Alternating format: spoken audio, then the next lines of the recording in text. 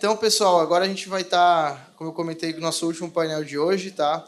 A gente vai falar agora aqui, vai ser uma mesa redonda também, para a gente trazer um pouco da visão da regulação, de como que a regulação pode estar impulsionando aí a transformação digital, pode estar impulsionando as novas tecnologias no setor.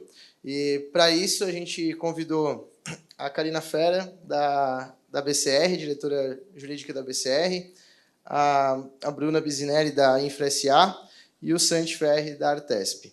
Tá? Então, obrigado, Santi, obrigado, Bruna, obrigado, Karina. E acho que a gente pode começar. Deixa até eu pegar aqui para não falar nada bobagem, mas vamos lá. Só para a gente introduzir aqui o tema, queria que vocês três comentassem um pouco o que vocês entendem aí que são os principais desafios em relação à informação, dados, que é o que a gente tem falado bastante aqui hoje, né? Toda essa parte de dados, de informações, como utilizar isso a nosso favor. E o que vocês têm enxergado de principais desafios hoje no setor que estão trazendo alguns problemas ou que poderiam ser melhorados aí em relação à parte de dados. Não sei, Karina, se você quiser começar, por favor. Posso? Está funcionando. Obrigada, viu? Queria só agradecer pelo convite da Cartado, João. Queria cumprimentar meus amigos aqui de painel. Sendo bem breve, assim, o que eu vejo, existem alguns desafios, né? A gente estava até conversando antes sobre o estudo de viabilidade. O que a gente, desde o início, né, da concepção do projeto de concessão, a gente tem aquele estudo de viabilidade prévio e dentro de todo esse pacote de dados e informações necessárias, a gente tem diversos aspectos. Um deles são aqueles estudos que a gente chama, né, os estudos da economia, estudos de gestão, de risco. E eu vejo hoje em dia, assim, quando a gente vai fazer, esse estudo tem alguns dados que são esparsos. E, eventualmente, seria bem relevante se a gente conseguisse unificar enfim, um painel específico, alguma coisa nesse sentido. Porque, dentro desses estudos econômicos, existem aqueles estudos, aquelas metodologias preditivas, né? A gente estava falando sobre essas questões preventivas, e nesse aspecto, nesse pacote de previsão, existem alguns dados que são muito esparsos. E um deles que eu acho que merece bastante, que é bastante relevante, que eu queria até dividir com vocês, talvez vocês saibam até melhor do que eu, são as de gestão de risco, né? Para a gente calcular uma gestão de risco, a gente leva em consideração diversos fatores. E, dentro desse estudo de viabilidade, existe esse processo de monitoramento e gestão de risco que atualmente a gente tem nem tido nenhum poder de ingerência. Né? A gente viu aqui, recentemente, tiveram as chuvas, né, do Rio Grande do Sul, que, enfim, eram absolutamente imprevisíveis, algo muito triste, que a BCR até está tentando, de uma certa forma, cooperar no que for possível, mas o fato era um risco climático que a gente nunca nem tinha imaginado que viria. Né? Além disso, teve um episódio similar aqui no litoral norte de São Paulo, e aí a gente verificou a mesma situação, né? Assim, risco climático que a gente não tinha nem como prever, mas assim, o fato está posto, a realidade está posta. Como que a gente vai fazer essa gestão? O que a gente tem visto atualmente, existem algumas medidas relevantes. Eu vi que o pessoal da Arteris falou que tem até um convênio, ou até um convênio, uma instituição de meteorologia que pode eventualmente auxiliar, né? Nesse processo de preditivo. Mas, assim, a gente tem duas, o que eu queria até compartilhar com vocês, a gente tem a gente tem especificamente um acordo de cooperação técnica para assinar com o CEMADEM. CEMADEM é um centro de monitoramento de desastres naturais, vinculado ao Ministério de Ciência e Tecnologia, e eles têm adotado alguns métodos para conseguir quantificar qual que seria eventual risco climático e como a gente pode obter esses dados para prever e tomar medidas que eventualmente possam mitigar esses riscos, né? Mas, assim, sendo bem breve, eu acho que risco climático, gestão de risco é algo que é importante para ser previsto no estudo de viabilidade antes do processo de concorrência. Legal.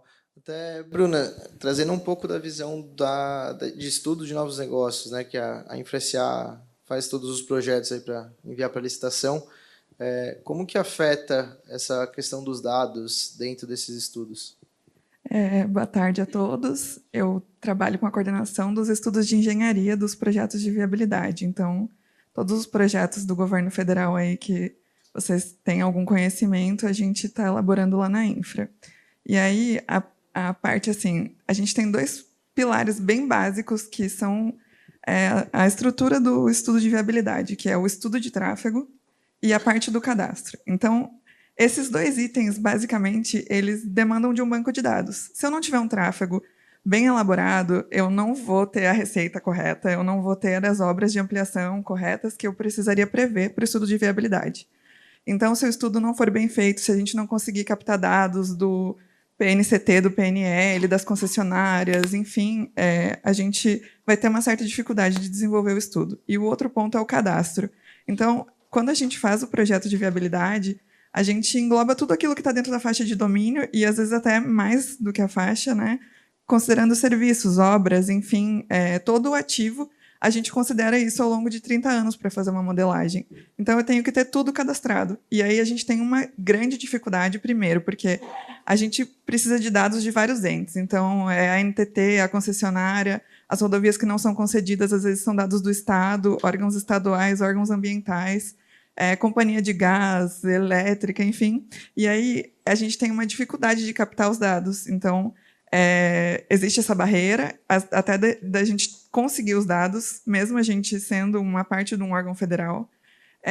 E aí, quando a gente recebe os dados, além deles estarem descentralizados, tem uma questão de codificação diferente. Então, a gente tem que tratar esses dados internamente e transformar num banco de dados. Então, hoje, a gente tem feito um trabalho lá que acho que o Santi, que já passou por lá também, fez muito dessa parte de codificação interna, de padronização dos processos, de padronizar até as nossas contratadas dentro da infra, para que, quando elas fazem os levantamentos, até laser scan, enfim, outros tipos de levantamento com drone, elas nos entreguem já as planilhas na codificação, na formatação que a gente precisa para imputar dentro da modelagem econômica e financeira. Mas a gente tem uma dificuldade muito grande com relação à captação dos dados com o mercado mesmo. Tem uma reclamação muito grande do mercado com relação às precificações que a gente usa. Então, principalmente a questão da parte operacional. A gente não tem ITS no Sicro. E aí o mercado reclama muito da nossa precificação. Só que, assim, nós não temos esses dados abertos. Então, a gente hoje precisa contar muito com a BCR, com o mercado mesmo, para ter mais informação, para precificar de uma forma mais aderente, para ter um estudo que tenha uma tarifa real, que vai ter um estudo que vai ter sustentabilidade. Então, acho que é isso. Legal, Bruna. E, Santi, na Artesp, como é que tem sido essa realidade? Bom, eu vou contar um pouquinho do histórico, tá? Porque, assim, a gente, na Artesp, né, a gente teve as devoluções... Bom, só para também posicionar, eu sou da Artesp, sou concursado lá, fiquei um tempo na InfraSA, né, antes era PL, virou InfraSA, e daí eu voltei para a Artesp agora como diretor. Então, eu enfrentei muitas dificuldades lá, quando eu era técnico lá, especialista de pavimento, mas não só de pavimento, que eu acabar cuidando de outras coisas também, inclusive novas concessões. A primeira dificuldade que a gente enfrentou foi devolução das primeiras concessões lá, aquelas da primeira etapa que acabaram com 20 anos. Né? O pessoal saiu correndo para cadastrar ativo porque não tinha ativo cadastrado, a gente não tinha o ativo de cadastro, o cadastro de ativos. E daí, assim, poxa, precisamos melhorar isso. Né? Assim, às vezes uma ou outra concessionária tinha a sua metodologia de trabalho, mas, poxa, nós como agência vamos instituir um programa de... na verdade, a gente até tinha começado um piloto que foi justamente pedir para uma empresa fazer um cadastro de ativos como um piloto com um vídeo registro, né? E aí fazer esse cadastro de ativos para a gente ter, mas a gente conseguiu fazer esse piloto com uma concessionária e as outras não tinha. Então, naquela época, a gente estava modelando os contratos de concessão lá em 2015, 2016, né, que hoje são Via Paulista, Entrevias e a Eixo, principalmente a Eixo. A Eixo, acho que consolidou essa teoria da gente ter os sisteminhas, né, os sistemas eletrônicos gerenciais da concessão.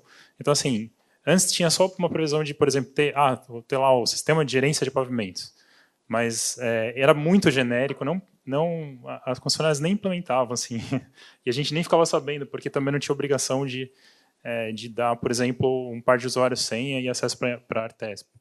Então, o que a gente instituiu foi, vamos fazer um padrão, porque daí também fica justo para todo mundo, né? Porque as proponentes, todas elas vão colocar na precificação, né? Porque é isso, no final, se você não coloca essa obrigação de partida, o cara que é mais organizado, ele vai colocar isso na proposta dele, porque ele sabe que ele precisa, mas a proposta vai ficar um pouco mais cara, né? Então, assim, ele vai perder lá porque é menor preço, né? Você precisa dar o bid, então tem menos margem. Então, assim, no final, é sempre bom estar bem regrado no edital como é que vai ser isso. E daí, dali para frente, a gente começou a prever. E hoje, por exemplo, a Eixo, é isso que ele falou, né? O pessoal agradece a gente. Poxa, ainda bem que vocês previram isso no edital, porque isso ajuda a gente em várias frentes, organizar a gestão, prever previsibilidade de custo, de manutenção, de conserva, esse tipo de coisa. E qual que é a dificuldade hoje? A gente previu para essas novas concessões, então, que estão saindo, esses sistemas. Só que cada concessionária implementa o seu sistema. E, às vezes, um é diferente do outro. Os dicionários de dados são diferentes, né, porque cada empresa desenvolveu o seu e tal. Então, o que a gente tem de dificuldade agora inclusive, a iniciativa que a gente está tomando. Vamos padronizar o dicionário de dados. Então, assim, vamos fazer um dicionário de dados, vamos ver o que, por exemplo, que cada empresa já implementou, né, cada concessionária já implementou melhor, vamos usar ela como padrão e padronizar um dicionário de dados. Daqui para frente, olha, vai ser esse dicionário de dados, então, esses campos com esses nomes, com esse formato. E acho que essa hoje é uma dificuldade nossa, porque cada uma dessas concessionárias tem sistemas diferentes, e daí na hora de integrar dentro da Artesp, para passar para o usuário, ou mesmo para a gente ter uma gestão melhor, né? Isso, né? Cada concessionária tem o seu, então a gente não consegue, tem muita dificuldade para trazer esse dado de forma integrada. Então, acho que a dificuldade maior é essa. No caso da Cartado, ela uma vantagem é que ela tem atendido bastante concessionárias na questão do CIGECOM, né, que é um dos sisteminhas. Então, assim, mas para outros sistemas, né, a gente tem principalmente essa dificuldade aí de juntar esses dados, de consolidar eles de forma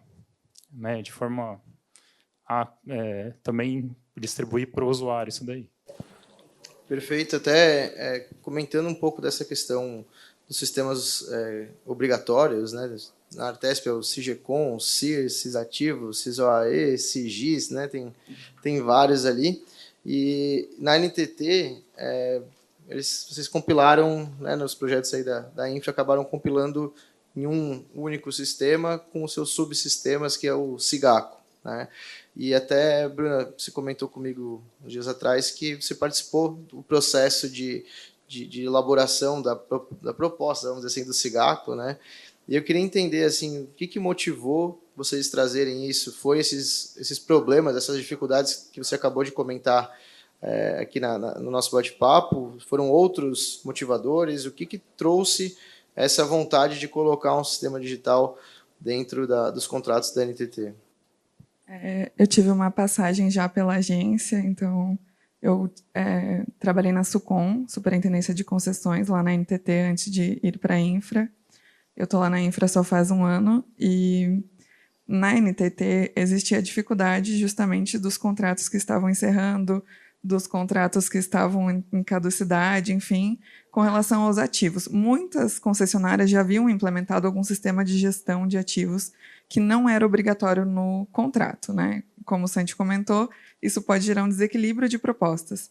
E como também era interesse do poder público ter no contrato estabelecido uma regra de que deveria haver um sistema para gerir os ativos, para você ter controle de manutenção, vida útil dos ativos, enfim, quando que vai ser substituído o equipamento, ciclos de manutenção, ter uma previsão orçamentária, ter uma ideia de quantos ciclos por ano a concessionária está fazendo. Existia também, a agência queria ter esses dados, né, num banco para poder fazer tratamentos internos, então ter custos paramétricos, ter ideia de quão aquela modelagem estava sendo, que foi precificada lá atrás, né, quão real ela era com relação a essa real manutenção que a concessionária está executando. Então, um pouco foi isso. Acho que um dos primeiros projetos que eu entrei lá, quando eu vi na Sucom, foi Dutra, Nova Dutra, enfim, Rio, São Paulo. E foi a partir desse projeto que foi implementado o SIGACO oficialmente no contrato, né? Mas foi basicamente porque não era obrigatório e, de certa forma, muitas concessionárias já tinham, e aí muito fiscal começa a cobrar, e aí, para ter uma equidade, né, entre os proponentes e aí também as cobranças, a fiscalização contratual, foi trazido para o contrato essa obrigação, para o PER, né? Interessante isso. E até agora a gente tem já algumas concessionárias desfrutando desses sistemas, né, utilizando, seja a NTT ou a Artesp. Até o Santi comentou um pouco, mas, Santi, se pudesse comentar e trazer para a gente se vocês já conseguiram colher resultados desses sistemas, se já é possível mensurar alguma diferença entre uma concessionária dos moldes antigos, vamos dizer assim, que não tem essa obrigação contratual, frente a essas novas concessionárias, como o Pereira mencionou lá na Eixo, né, enfim, que já estão usando esses sistemas. Acho que a Eixo, a Entrevias e a Paulista já estão há uns 3 anos, pelo menos, usando esses sistemas, né? Queria entender se vocês já conseguiram recolher algum tipo de resultado disso. Assim, a gente tem a informação em tempo real, né? Na verdade, é muito mais informação em tempo real. No fundo, assim, a Artesp ela já tinha, quando ela, em 2012 mais ou menos, ela implementou um centro de controle operacional, né? Um centro de controle integrado. Então, ela recebia as imagens de câmera e também algumas informações em tempo real das concessões, ou seja, até foi o IPT que desenvolveu lá um sistema em que, por exemplo, ela pegava a informação lá do equipamento, por exemplo, da câmera, e dizia se ele estava online ou não, né? Mas é um sistema mais antigo, com uma linguagem mais antiga. Então, assim, hoje em dia ele já não permite tanto desenvolvimento. E mesmo assim, foram poucos elementos que foram incluídos ali nesse programa. Então, o que a gente teve, né, a ideia foi assim, vamos primeiramente, como a Artesp não estava tendo capacidade para desenvolver isso, né, em larga escala, vamos dizer assim, vamos primeiro pedir para que cada concessionária se organize, e daí depois, se a gente tiver isso em paralelo, né, uma plataforma aqui da Artesp, a gente possa juntar, plugar isso aqui e trazer tudo para dentro da Artesp de uma forma consolidada. Essa foi a ideia lá de trás. Então assim, mas assim, benefício é justamente isso, assim, a informação em tempo real. A gente precisa saber onde estão os elementos, por exemplo. É um negócio assim, até na Eixo, a gente precisa, por exemplo, levantar onde tem terminal absorvedor de impacto. A gente abre o CIGIS lá e consegue aplicar um filtro lá, ele mostra todos os locais com a quantidade de elementos onde eles estão instalados. Assim, é um negócio fenomenal, assim, né? Porque a gente não tem isso em concessão nenhuma. Então, se eu precisar programar uma fiscalização, que seja, precisar acionar a concessionária para verificar algum elemento, ou verificar se está faltando elemento em relação à norma, ou se está dando acidente, cruzar mapa de acidente com essa questão de elemento de segurança, por exemplo. Então, assim, é uma infinidade de análises que a gente consegue fazer em tempo real, né, que os outros contratos não permitem. A gente fica meio que cego. Assim. Não só a gente, mas às vezes a própria concessionária, né?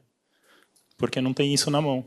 Pois e até trazendo um pouco da questão da concessionária, porque acho que até já foi comentado aí, né, que o Pereira comentou antes que não sabe agora como é que é ficar sem o sistema, mas, Karina, dentro do âmbito jurídico, são 2 perguntas que eu vou fazer para ti, tá? Mas, assim, dentro do âmbito jurídico, houve muita resistência do pessoal, das concessionárias, quando começaram a trazer esses sistemas e essas novas tecnologias nos contratos, se houve, né? E a outra pergunta é como que tem sido essa receptividade agora nos novos contratos, vendo já casos práticos de utilização desses sistemas? Acho assim, não há nenhuma restrição, é uma realidade que se impõe. Só a gente pensar, né? Os contratos geralmente são de 30 anos, né? O que acontece? A gente tem que realmente... É uma questão que sempre tem que ser levada em consideração, né? A inovação está aí enfim, tem que ser enfrentada e eu não vejo nenhuma restrição com relação às concessionárias em si, né? Existem algumas questões, alguns desafios que eu acho que devem ser verificados, analisados e dirimidos, mas existem, enfim, o que eu acho aqui a realidade é essa e a gente tem que cumprir o contrato e as inovações. Inclusive, existe uma disposição, né? O próprio Estado, a União, né?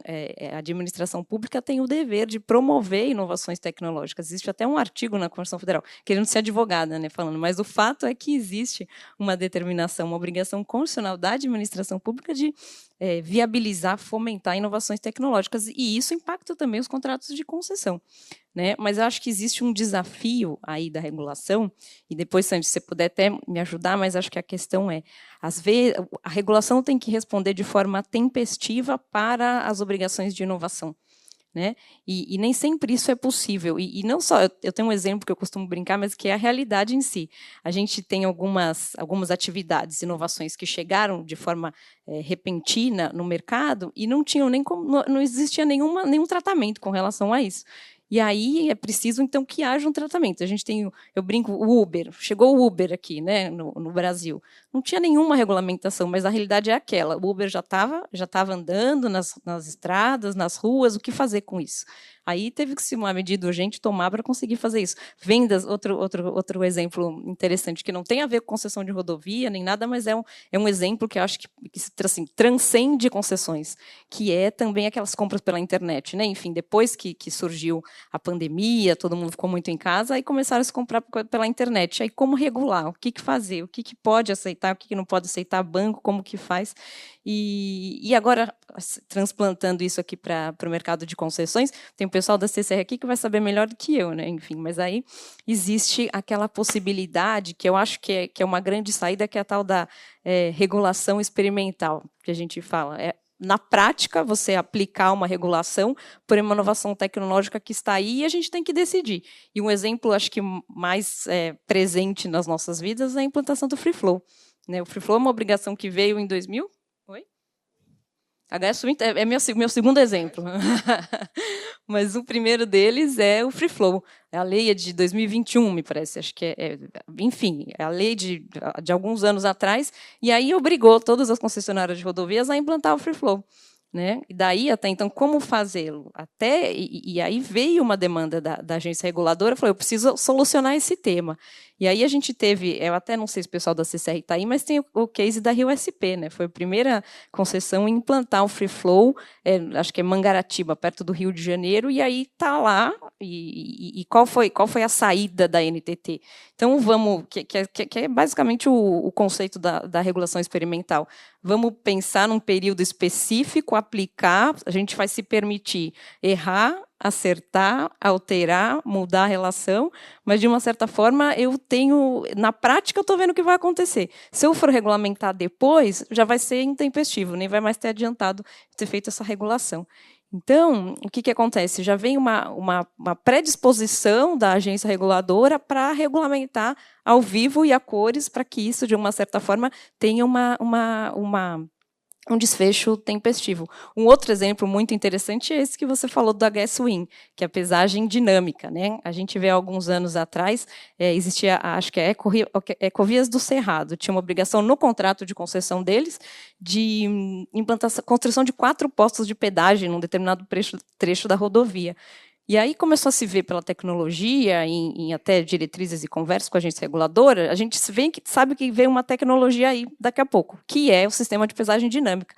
Então, foi feito um aditivo ao contrato, alterando essa obrigação, e aí está esse sistema, né? Atualmente ele está em funcionamento, me parece também está ainda nesse prazo de testes, mas o fato é que está aí. Então, o grande desafio é uma atuação tempestiva da agência reguladora para que isso seja solucionado de uma forma célere e não fique obsoleto.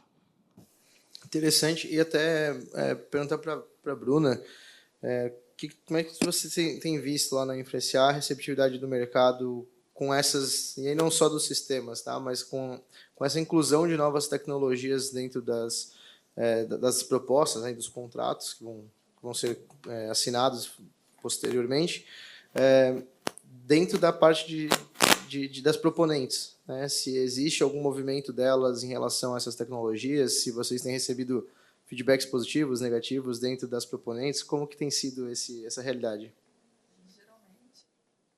Geralmente, o mercado que tem fomentado a tecnologia não é exatamente o governo, né? Como foi comentado aqui, a ANTT tem trazido, criou o sandbox regulatório aí para que o mercado traga inovações e aí vai ficar um período de teste, né, para depois normatizar e regular. E também o Ministério dos Transportes lançou no final do ano a Portaria 995, que trouxe algumas inovações por parte do governo federal, né? Lá eles tratam, na portaria eles tratam sobre free flow, sobre novas tecnologias para cobrança, sobre bastante ESG, então tem a questão de redução de poluentes, incentiva outros meios de combustíveis, né, carros elétricos, tem a parte da pesagem dinâmica. Então, o governo tem trazido, né, tem tentado acompanhar o mercado, mas a gente recebe muita demanda do mercado, de coisas que já estão sendo utilizadas e que, às vezes, a gente tem uma defasagem de tempo. Então, a gente sente, quando a gente coloca como obrigação, existe sempre uma restrição, que eu acho que também faz parte do mercado, né? Toda mudança gera algum estresse. Então, quando a gente coloca ou precifica alguma coisa nova, algum sistema novo, quando trouxe o Free Flow, agora é uma obrigatoriedade, uma realidade para os outros contratos e para as novas modelagens que a gente está desenvolvendo na infra, a gente já sai com o Free Flow de partida em vários contratos. Então, realmente, o mercado ele nos impulsiona, por um lado, mas a gente recebe algumas reclamações, como sempre, né? Então, que está mal precificado, e aí, assim, nesse ponto eu reitero, a gente conta muito com o mercado para poder precificar de uma forma aderente. Se eu não tenho free flow no Brasil, como eu vou colocar isso no contrato? Então, assim, a gente busca cotação internacional, a gente teve visitando a Rio SP, só que lá é um caso isolado. E quando eu começar a colocar isso em massa, produzir em escala, como que eu trabalho com isso dentro da minha coordenação, da minha equipe? Então, a gente sempre tem que estar atento às novas tecnologias e aí a gente conta bastante com essa troca, principalmente com o pessoal que atua nesse meio, com as empresas, né, que trazem novas tecnologias, que estudam com as universidades. Então, a gente também tem acordos de parceria que são para estudar, principalmente com o BID, com o Banco Mundial e com o IFC. A gente tem acordo de parceria para incentivar novos estudos. Eles trazem muitas ideias internacionais. A gente tem parceria com a universidade também para poder desenvolver tecnologia, porque sem estudo a gente também não consegue desenvolver tecnologia. Então, assim, a gente tenta fazer sempre o melhor, mas eu entendo e eu tô lá, eu sei como eu já tive do outro lado também, já tive do lado do privado, então realmente precificar é um desafio, fazer a medição no dia 30 é um desafio. Então, a gente, assim, eu acho que a gente tem que tentar unir esforços, e isso que está sendo feito aqui hoje serve para isso, para que a gente veja o outro lado e para que vocês também entendam a dificuldade da regulação, porque colocar uma inovação na regulação é difícil demais, porque aquilo que não está normatizado, aquilo que não tem uma regra estabelecida de forma clara, gera incerteza para os dois lados. E aí o regulador tem uma dificuldade de aceitar qualquer coisa que seja diferente daquilo que foi contratado.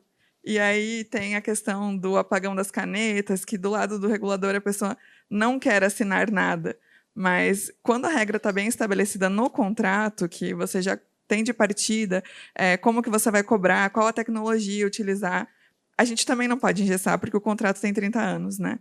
Então, quando a regra é bem estabelecida, fica confortável para todo mundo e fica confortável para quem vai fazer a proposta no leilão, né?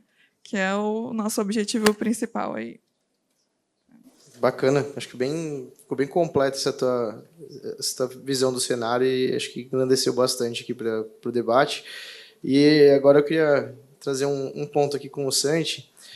A Karina até comentou do exemplo do Free Flow, né? Concessionárias que não têm obrigação contratual, algumas delas estão começando a trazer o Free Flow, né? Toda essa questão também, estão começando pelo menos a estudar para inserir o Free Flow dentro dos contratos, mesmo sem obrigação contratual.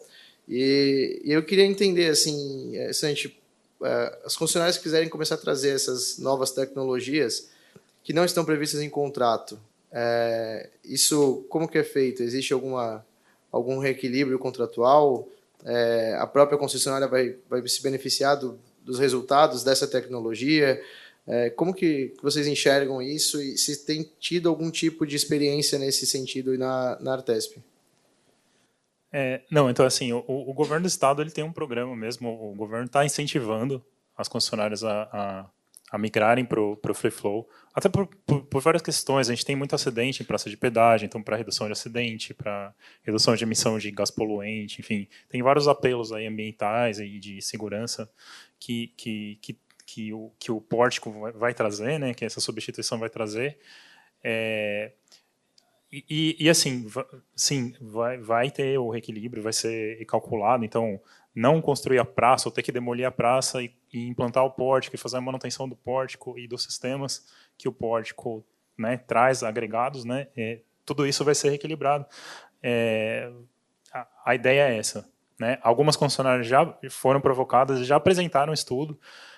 Não necessariamente vai ser nos mesmos, os pórticos vão estar nos mesmos locais que as praças hoje estão, só que isso demanda um estudo de tráfego bem mais, uma simulação de rede, né? Porque se você simplesmente substituir o pórtico pela praça de pedágio, você sabe mais ou menos qual é o fluxo ali, você pode depois só estimar qual que seria a evasão, mas mesmo assim vai ter um mecanismo de compensação dessa evasão no contrato, né? Então, assim, a dificuldade, né, de você colocar mais pórticos, vamos dizer assim, no sistema, além daqueles locais onde estão as praças de pedágio, é só que precisa fazer um estudo de tráfego mais bem feito para poder verificar se a receita vai ser a maior ou a menor do que está previsto no contrato assinado, vamos dizer assim, porque isso dá diferença no fluxo de caixa, e daí, dando diferença no fluxo de caixa, se for contra o Estado, provavelmente o Estado não vai querer, porque vai ter que colocar dinheiro, aumentar a tarifa, isso é ruim para o governo, assim, né? Mas se ficar com um saldo positivo no contrato, aí a gente pode usar esse dinheiro, inclusive, para ou baixar a tarifa ou para colocar obra que, de repente, interesse para a população no contrato. Então, na verdade, é isso. A gente está aceitando estudos que deixem um saldo positivo no contrato para que a gente possa usar esse dinheiro em prol do próprio usuário, em prol da população.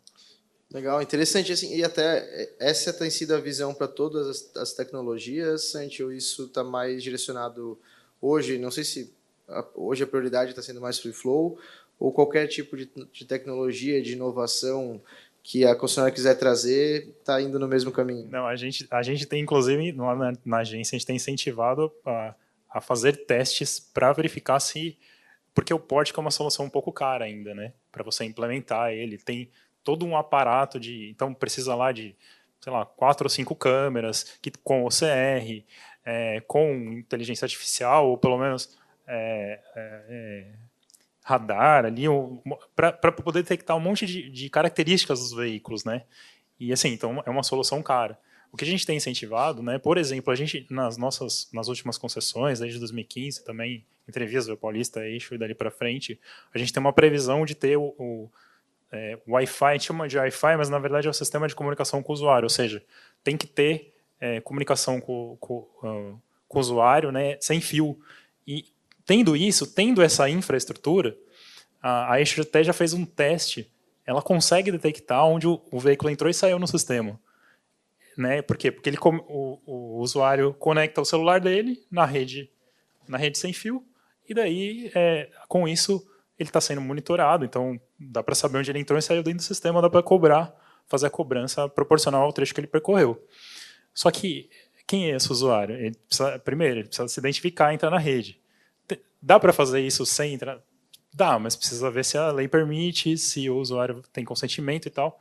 Então, assim, tem várias formas de fazer, além de usar o pórtico. Mas a única coisa é assim, e daí, como é que você garante que esse cara que cadastrou o veículo lá e entrou no sistema, entrou e saiu ali, que ele cadastrou a placa certa, né? Então, assim, o que precisa agora é integrar os sistemas. Integrar o sistema de OCR, por exemplo, que você pode ter nos radares. Então, Aí você viu que esse cara passou aqui e você sabe qual a placa dele, sabe? Então, no final, precisa integrar os sistemas. Hoje eles não são integrados. Então, essa dificuldade também existe. É um desafio para a gente. Interessante. E Karina, pensando no lado das concessionárias para a BCR, como que tem sido essa tratativa para a adoção das novas tecnologias nas concessionárias que não têm essas obrigações contratuais? Vocês têm apoiado aí eles buscando reequilíbrio ali para brigar com o Sandy? Mas a gente é parceiro, não? A gente é super parceiro. Botando fogo. Tá botando fogo. Tá lá. Mas, assim, eu acho que são duas situações diferentes, né, que a gente deve delimitar. Uma delas são aquelas inovações tecnológicas que já estão previstas no próprio contrato de concessão, expressamente, que a gente chama daqueles encargos programados. A gente fala, isso já está no contrato. Se já está no contrato, essa obrigação de inovação tecnológica, não caberia um reequilíbrio, porque, enfim, já está precificado e é assim que vai ser. Mas as nossas questões são quando há encargos adicionais, que a gente chama, né? Não querendo ser muito jurídico aqui, mas assim, eu acho que é só para ser um pouco mais didática. Quando há esses encargos não previstos no contrato de concessão, aí o caminho é o reequilíbrio, né? Porque, enfim, imputar uma nova obrigação não prevista pela concessionária vai causar o desequilíbrio do contrato. E aí esse desequilíbrio demanda um reequilíbrio, né? Eu acho que são dois caminhos. E o que a gente costuma falar, o que não está previsto, não vale, assim, atualmente alguns contratos de concessão, eles são as cláusulas são genéricas no sentido de cabe à concessionária o dever de atualidade, enfim, tecnológica e tal. Mas geralmente isso não quer dizer, se não está especificado, e vai muito ao encontro do que Bruna e Santi falaram. O importante é isso estar detalhado no contrato, no edital, no contrato de concessão. Se as coisas estiverem disciplinadas, detalhadas, não vai causar nenhum problema, nenhum pleito de reequilíbrio. Então, assim, quanto mais delimitado, mais detalhado tiver no contrato de concessão, essas discussões vão passar ao largo de, enfim, cada um, assim, nem vão entrar muito nessas discussões. Mas o que não está previsto, cabe reequilíbrio, né? Essa é a grande questão. Bacana, a gente percebe então que não existe barreira de nenhum dos lados para a adoção das tecnologias, né? Basta realmente o mercado querer, precisar e buscar ir atrás e implementar de fato essas novidades, né?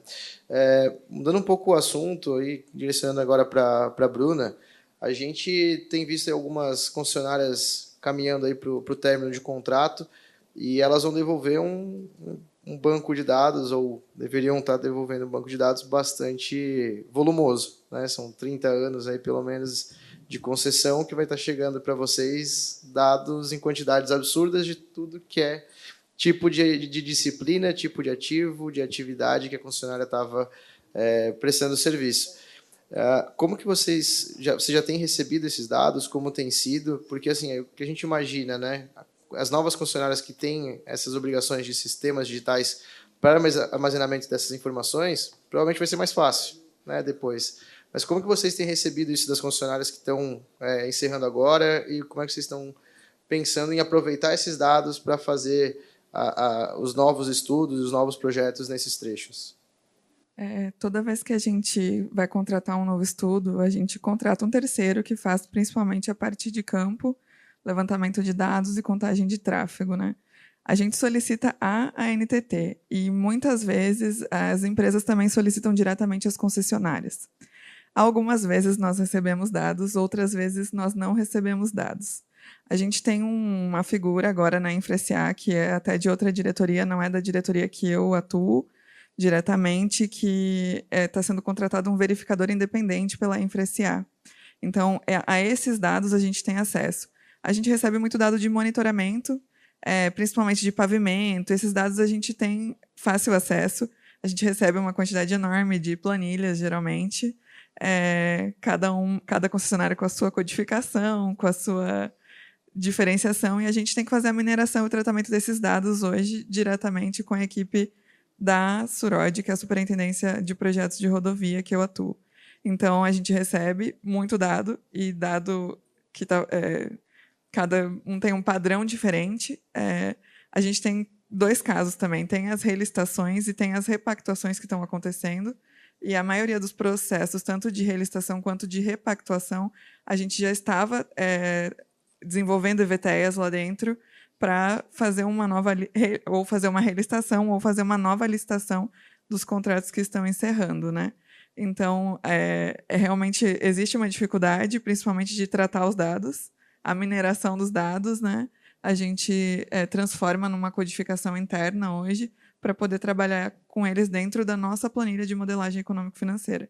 Mas a gente recebe, sim, dados. A NTT até, no final do ano passado, teve uma inovação lá que tem uma página no site que é dadosabertos.com.br e lá já tem bastante dado, tem planilha, XML, tem dado georreferenciado, mas ainda são dados bem básicos, né? O que a gente realmente precisava é a transparência, tanto do lado do poder público quanto do privado, para ter acesso a esses dados, né? Facilitaria muito também apoio do DENIT e outros órgãos que fazem a gestão das rodovias, porque a gente tem muita dificuldade de conseguir dado. Ô, João, só comentar uma história que eu lembrei aqui, inclusive vai de contra uma pergunta que você me fez. Quando a primeira vez começou a modelar na Artesp lá os contratos de novas concessões com a IFC, os consultores externos que estavam dando consultoria, né, de outros países, da Inglaterra e tal, falaram assim, para vir player de fora, vocês têm que fazer sondagem no terreno, porque assim, eles não têm informação do tipo de solo que vocês têm aí. A gente nunca fazia para estudo de viabilidade, de pré-viabilidade, né, que embasa as novas concessões. E aí, eu falei assim, nossa, não é possível que a gente tem 20 anos de histórico de concessão e essa informação não está estruturada, porque ela estava onde? Nos projetos, em papel, arquivado. Então, assim, era mais fácil ir lá fazer nova sondagem, então a gente precisava gastar dinheiro para fazer sondagem.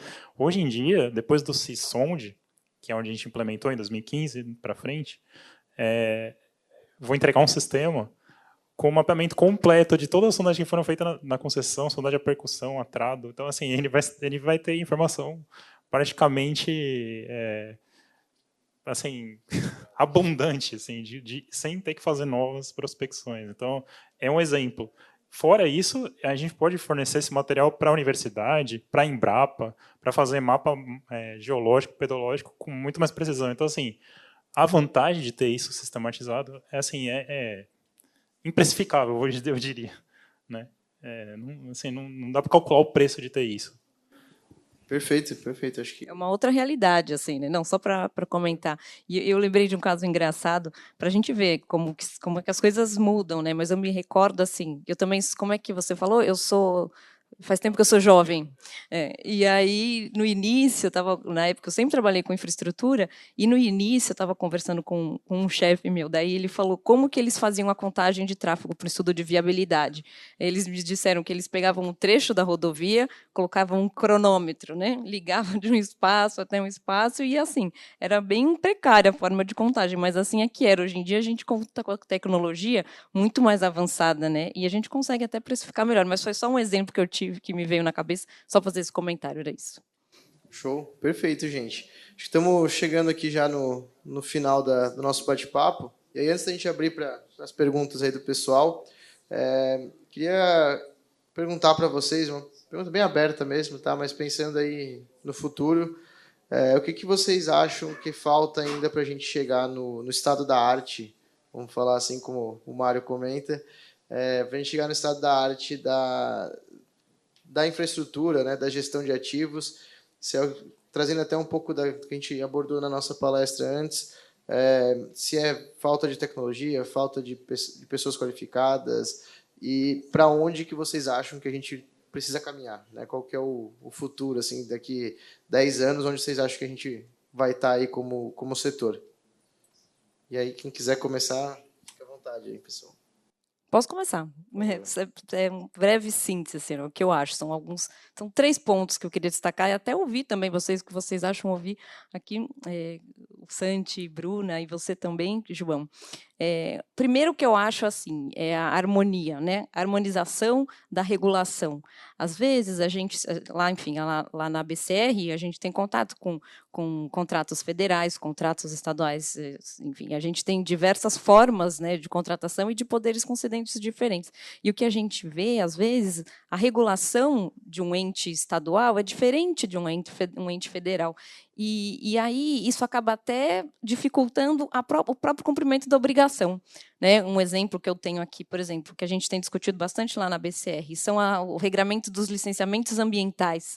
Existem órgãos do Estado que regulam de uma forma, e aí, eventualmente, isso no IBAMA é tratado de outra, e a despeito de ser... né, acho que a gente tem... Estou vendo aqui algumas pessoas fazendo sim com a cabeça, mas é porque a gente discute muito isso lá dentro da BCR. E aí, essa harmonização de regulação acaba, às vezes, até dificultando e inviabilizando o cumprimento do contrato. Acho que esse é um desafio.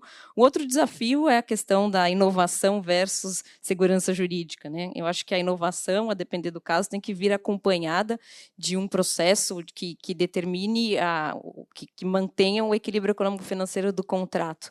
E eu acho que isso também é uma questão relevante. E, por último, eu acho que é a tempestividade da regulação.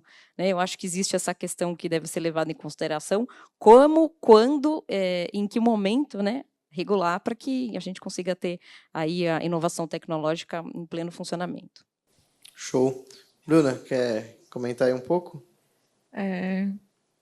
Principalmente com relação à área que eu trabalho, que eu atuo hoje, a gente precisaria de uma maior clareza nos dados, uma maior transparência, fornecimento de dados abertos, criação de bancos de dados públicos para consulta. Então, acho que isso contribuiria bastante, assim, falando com relação a realmente a área em que eu estou atuando hoje, né? A tecnologia ela está aí para nos auxiliar, para trabalhar a nosso favor. Hoje a gente tem já desenvolvidos projetos em BIM, são entregues sondagens para um nível de EVTEA. Então, a gente já tem tem tentado desenvolver um trabalho que é bastante atrelado à tecnologia, tem um desenvolvimento interno lá do pessoal que trabalha bastante com programação, para que a gente não tenha tantos trabalhos manuais. Enfim, mas a gente precisaria de mais fornecimento de dados. Então, certo. Eu acho que passa também por uma mudança de cultura, assim, né? Acho que a gente estava até falando isso na hora do almoço, assim, a área de infraestrutura, de transportes, na área de engenharia, de transportes, assim, eu acho que ela tem um gap de tecnologia, assim, né? A gente vê, poxa, até outro dia, para fazer dimensionamento de pavimento era um sisteminha Welsing que você rodava no DOS, assim, sabe assim? Poxa, daí assim, depois veio o Medina, que faz uns 3, 4 anos que deve estar rodando aí, mas poxa, né, já tinha tecnologia suficiente para ter um programa bem melhor, assim. E assim, isso dando um exemplo, mas assim, então assim, a gente tem que pensar sempre que for tem uma dificuldade no caminho, tem uma dificuldade de gestão ou de como melhorar o sistema, vamos investir em tecnologia? Como que a gente pode investir nisso em tecnologia? Porque, né, assim, eu vi a dificuldade da NTT lá em Brasília e também vejo a dificuldade aqui da Artesp em São Paulo. A gente pode colocar mais, assim, pode multiplicar por 10 o número de fiscais que a gente tem na pista. A gente não vai dar conta de fiscalizar as rodovias. Então, assim, tem que ter tecnologia, tem que ter telemetria em tempo real, tem que ter formas de, não só a Artesp, mas a própria concessionária ver isso que está acontecendo lá em tempo real, o gêmeo digital, né, o IoT. Poxa, vamos implementar a IoT, vamos colocar lá nas placas, se eu mudar a placa de lugar, automaticamente a IoT já detectou que mudou de lugar, ou que ela foi substituída. Então, assim, por que a gente não está implementando isso ainda? Sabe assim, é muito caro? Não sei, porque hoje em dia o IoT é um selo, não é? Você coloca lá no... Então, assim, eu não sei o quanto é caro, mas eu também nunca vi ninguém fazer essa precificação para ver se é caro mesmo, ou o quanto isso, né, traria de benefício, custo, qual o custo-benefício, a relação custo-benefício disso. Né? Então, vamos fazer, por que a gente não faz? Assim? Então, tem que pensar a tecnologia, é mudança de cultura mesmo. Esses eventos aqui, né, que o Cartado hoje está promovendo, acho que ajudam muito a gente, né, sair um pouco fora da caixinha, pensar aqui, ter esses brainstorm aqui da vida. Legal, gente. Bom, minha opinião sobre isso, acho que eu falei na palestra anterior, então eu vou poupar aqui e deixar agora para que vocês perguntem, quem tiver dúvida, quiser trazer um comentário. Vai, então, ajuda aí. Só para variar, esse último comentário do Santi, esse brainstorm que todos nós estamos fazendo aqui, essa integração e a diversidade dessa integração de estarmos poder concedente, o dono do patrimônio, que é o DR e que é o DENIT, e que eu acho que, nesse processo, deveriam ter protagonismo um pouco maior, principalmente o DENIT no que diz respeito à questão federal. Eu acho que o DENIT tem uma área falando de patrimônio, uma área de engenharia, e está desenvolvendo lá com esse novo projeto aí da universidade, né? O Luiz Heleno está à frente lá. Eu acho que está desenvolvendo também a parte de conhecimento. Eu acho que tinha que ter uma integração um pouco maior. Como eu falo, jovens há mais tempo, eu sou da época que o DNR ainda era a agência fiscalizadora, não existia agência. E lá estava todo o conhecimento, lá dentro do IPR estava todo o conhecimento de engenharia rodoviária do Brasil. Isso, ao longo dos anos, veio sendo sucateado, isso foi sendo dividido, mas eu entendo que essa integração é o que permite o nosso desenvolvimento. E essa compreensão, essa mudança de cultura, Santi, que nós estamos no mesmo barco, independente daquilo que a gente tem como responsabilidade, cada um no seu papel, quanto concessão, negócio, quanto agente fiscalizador, quanto fornecedor, implantador, o que seja, mas contribuindo para uma prestação de serviço público, que é facilitar a mobilidade das pessoas, eu acho que essa compreensão é muito importante, e essa integração também. E aí, Karina, eu lembro de um projeto que a gente fez junto com a Polícia Rodoviária Federal. Não sei se você vai lembrar, nós tivemos em Brasília da integração das câmeras OCR dos pedágios com o sistema dele. Está lembrando que a gente esteve lá com o Gil Guedes, com a Maria Alice, que está no Senatran agora, que na época era diretora-geral da PRF, e a gente fez esse projeto. Como que está sendo o papel da ABCR nessa integração das concessões em relação a esse desenvolvimento tecnológico? Porque a ABCR sempre teve um papel muito importante nos seus comitês de engenharia, nos comitês de segurança. Como é que tem sido essa integração no âmbito das coisas? Porque as lições aprendidas, você vê, o Mário falou, depois o Juarez e o Daniel, quer dizer, é tudo semelhante, mas cada um deles tem uma lição aprendida para dizer para o cara, não tropeça nessa pedra, essa aí eu já tropecei, você não precisa tropeçar. Como é que tem sido o papel da BCR nesse contexto? Mas, olha, Henrique, parece que a gente combinou essa pergunta e a minha resposta. É muito engraçado, porque eu justamente queria acabar aqui, né, as minhas contribuições, falando que um dos maiores... A BCR é um meio, né, de discussão, de troca de experiências, de melhores práticas, e, nesse âmbito, a gente, inclusive, e a BCR também é signatária daquele Pacto pela Segurança Viária, que, no final das contas, a gente reuniu as nossas associadas, e aí estamos promovendo diversos workshops, encontros, para falar, para compartilhar quais são as preocupações, e você bem falou, acho que em algum comentário que você fez aqui no painel anterior, que, no final das contas, o nosso bem maior é a segurança do usuário, é a segurança do cidadão. Os bens, a gente fala, né, os bens são reversíveis, os bens de uma concessão. A gente recebe a concessão, a gente cuida do patrimônio, especialmente, né, enfim, rodovias, imóveis, a gente devolve, mas o que fica? A segurança viária. O que fica? O benefício do cidadão, do usuário. E esse é um caldo de discussão muito grande, inclusive atualmente na BCR, que é como promover a segurança, como publicar, compartilhar as melhores práticas. E aí a gente firmou esse acordo de cooperação técnica com diversas entidades, a ABSEV, como eu disse, foi uma delas, e PRF, tivemos algumas discussões também, e aí formou, basicamente, é o resultado de um trabalho que a gente tem feito. Inclusive, eu trouxe um filminho assim, de 50 segundos sobre esse Pacto pela Segurança Viária, que eu queria distribuir. Muitos de vocês já sabem, mas foi, foi algo assim, que nos deu muito prazer, muito orgulho de fazer, fomentar. E inclusive hoje e também em homenagem ao Maio Amarelo, né? A gente fala que é o mês internacional de segurança viária e não foi de propósito que eu vim de amarelo. Boa. Se a gente passa agora ou quer deixar passar no final? Quer passar agora? Passa agora. Vamos ver.